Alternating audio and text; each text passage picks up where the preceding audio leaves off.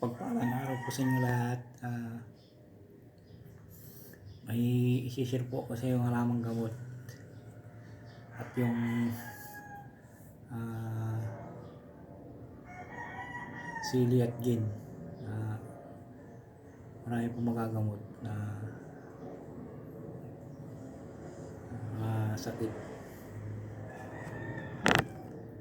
Ito po yung dahon ng dangla. Dahon po ng dangla. Sinsinap ko na ito po yung magaling po sa mga pilay, mga yung nabalian ng buto, dikdikin lamang po ito at lagyan ng langis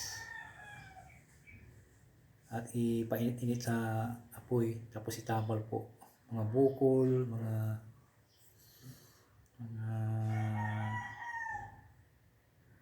sakit ng katawan, nabugbog, ito tapal po lamang to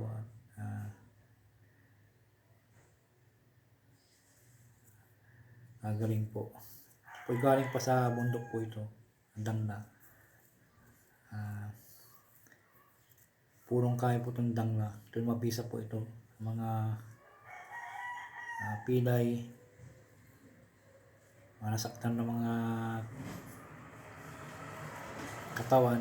Ito maganda po ito, masakit na mga katawan, number 1 po ito.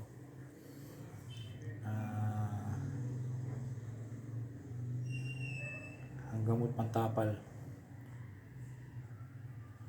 daon ng punong dangla. I-search nyo po sa Google po, hindi nyo pa alam. Daon po ng dangla.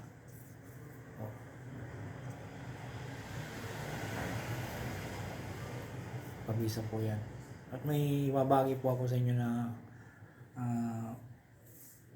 panggamot sa rheuma, sa pasma, sa sakit ng katawan, namamanhid mga kamay, at mga barukis po sa ugat.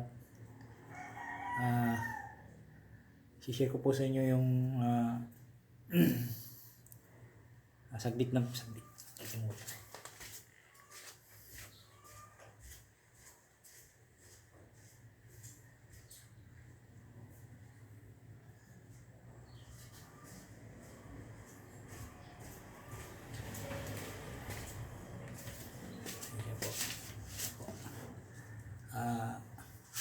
Bumili po kayo ng sili, 1/4 na sili, tapos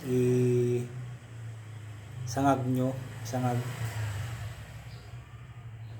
parang nagsasangag po kayo ng bigas na gagawin yung kape.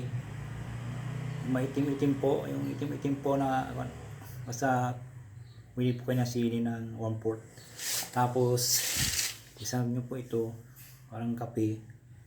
At pag naluto na po, nasag na po, palamigin po yung sili, tapos buhusan po ng gin po, 1/4 po na sili, tapos dalawang gin na ganito po, gin. Tapos pagkatapos pong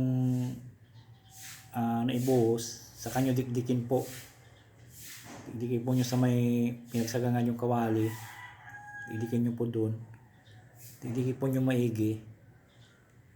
Tapos pagkatapos nyo dikdikin lahat, pag medyo kulang pa yung gin, dagdagan nyo pa ng gin, pwede dagdagan nyo pa ng gin para medyo marami po yung makakatas po nyo. Tapos pagkatapos nyo yung dinurog nyo na po, nahaluan nyo na po ng gin, tapos isalahin yung dinurog nyo po, isalahin nyo po sa malinis na ilagay po nyo sa malinis na lalagyan, malinis na po lagyan, tapos isalin nyo po sa buti. Parang ganito po, ito na po, ito yung gin sa kasili to.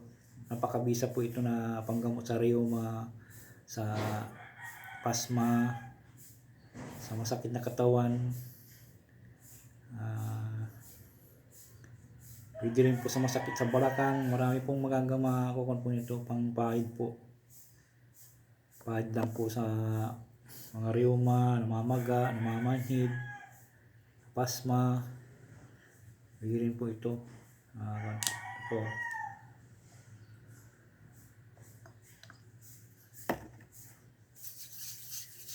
Yung mga namamanhid ang mga kamay, magaling po ito.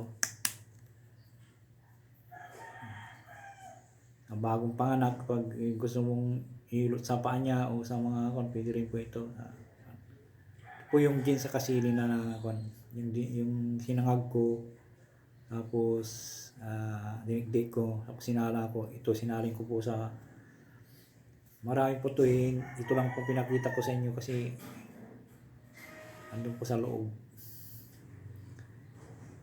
Number 1 po ito sa mga pasma sa ugat, sa mga varicose, dito. Magbabagi po rin ako sa inyo na mga herbal dito na rin po sa Hiwaga ng Pangasinan. Sana po huwag makalimut mag-subscribe at pakipindot na rin po ang bell icon para palagi kayo updated sa akin susunod na video. Kung hindi nyo maintindihan maigi, ulitin nyo po yung video para malaman po ninyo at maintindihan po yung maigi. Maraming salamat po sa inyo lahat. Shoutout po sa inyo lahat.